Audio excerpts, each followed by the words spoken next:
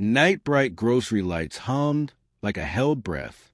Quarters rattled on a rubber belt, each one set down carefully by Nora Calder's trembling hand. They looked like pale moons, scraped and worn from too many pockets. Lark fussed in the stroller, kneecaps slipping sideways, her tiny fingers reaching for something she could not name. The line moved slow. Nora's throat burned. Behind her, a man in a dark coat shifted, quiet as a prayer. His voice, low enough to be a secret, bent toward her ear. "Put on my card." The cashier hesitated, eyes flicking between them. A receipt curled from the machine like a white ribbon. A pen clicked once. Nora's heart thundered so loudly she could hear nothing else. Not the conveyor's hum, not the squeak of the stroller wheel, not the laughter from somewhere near the oranges. And then, like a knot loosening, the moment slipped, and we fell back to morning. A mason jar sat cloudy on the counter, filled with nickels and dimes, a ledger written in silver.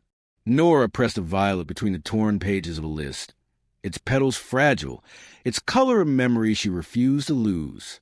Lark lay on a blanket, serious-faced, hand reaching toward the stripe of light that cut across the floor. "Okay," Nora whispered. "We make it. Slow." She circled the word formula and drew a heart beside it, a small mercy to herself.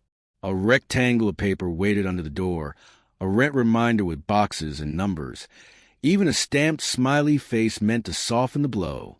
She placed it on the fridge with a chipped bluebird magnet and walked away without reading it twice. Her keys clinked with Lark's old hospital bracelet. The plastic wore a cloudiness, the ink nearly gone. Sometimes she touched it without looking. Today she looked. The letters blurred, but they still spelled her daughter's name. On the bus, rain pressed against the glass like palms. Nora counted the coins again, the clink of comfort, a small shield. She hummed softly, the lullaby she always used when the dark night smelled of milk and damp cotton. Lark turned toward her, eyelids drooping, as if music itself was a door back to safety. Elsewhere, winter light made a penthouse feel like a museum. Evan March stood at the window, holding a money clip he didn't use for bills. On its side, his sister's engraving had been worn thin. For Lily, make it matter. He unfolded the letter she had written years before, the one he always kept.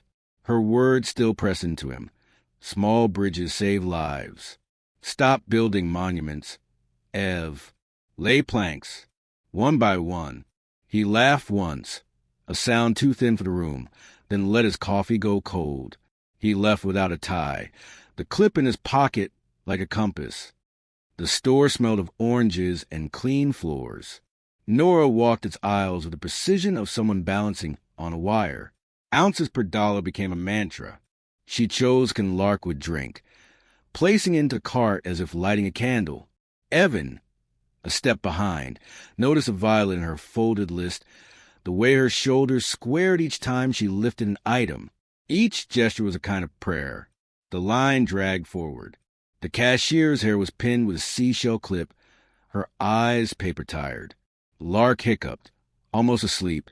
The can slid forward on the belt, hungry for its scan. Nora placed her coins carefully. Quarters, dimes, nickels, arranged like a constellation. "Put on my card," Evan said. The world hushed. "No," Nora answered, reflex sharp. Pride, dignity, survival. But Lark's fist opened and closed, the knit cap sliding lower. Nora closed her eyes for 1 second. When she opened them, she nodded. The cashier softened. The scanner beeped with strange gentleness. The receipt curled, warm from machine. Outside, wind tumbled newsprint down the street. Evan held the door, no performance, only presence. "Evan," he said simply. "Nora," she returned, adjusting the cap over Lark's ear. She didn't say, "Thank you." Instead, she let silence carry it. On the receipt, he had written, "For when you can, not because you must." She folded it into the violet's pages, a paper nest she hadn't realized she was building. They met again in a sticking elevator. Nora carried soup and a tomato magazine for Mr. Alvarez on 7. Evan was visiting a retired guard who coughed too much. He held the door with his foot while she lifted the stroller over the uneven floor lip. "Thank you," she said, the kind of thank you that didn't bruise. He caught the pacifier clip when it slipped. "Lark," he read aloud. "Good name." "She chose it," Nora said, half joke, half truth. In the mirrored walls, all of them looked gentler than they felt. At the lobby, neither moved. Evan nodded to the rain. "Coffee car on the corner. They do oranges." Beneath the awning, rain pounded the pavement. Evan ordered coffee. Nora took tea. Lark slept with her mouth open, small and unguarded. "She worked graveyard registers," he said slowly. "My sister, Lily.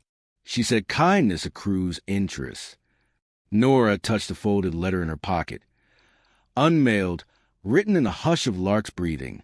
"I'm trying to build a life slow enough to hold." It read. He didn't ask to see it. She didn't offer. Restraint became trust. "My foundation is starting a child care pilot," he said. "Training paid. It might fit if you want. If not," he gestured, and she passed in the receipt's blank corner. He wrote an email, underlined the time. First step, not shortcut. She tucked it into the Violet's page. On training day, the bus died in the rain. Nora stepped into a puddle that reached her shoe's throat. She arrived late, breathless, hair damp. "I'm here," she said. She washed her hands as if it mattered. She coaxed a shy boy with a mirror game. She sang the low song that calmed Lark. When a girl toppled a block tower, Nora placed one block in her hand and waited. The tower grew again. Evan stood in the doorway, hands in pockets. The director, hair streaked silver, signed the offer. "Start Monday," she said. "You treat tiny things like cathedral work." Nora's yes sounded like a window opening. That evening, she bought a potto for the sill, a cinnamon roll to split with Lark on Fridays. The cashier from before waved. Mr. Alvarez delivered crib parts. "Missing a bolt," he said. "But I have it." Lark kicked in delight, as though she understood kindness as choreography. Days found rhythm.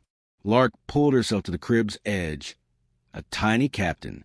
Nora taped Evan's note inside a cupboard. "For when you can, not because you must." Evan carried oranges in his briefcase, leaving them quietly at the front desk with the doorman. Ritual, not story. At the diner, not celebration, but acknowledgement.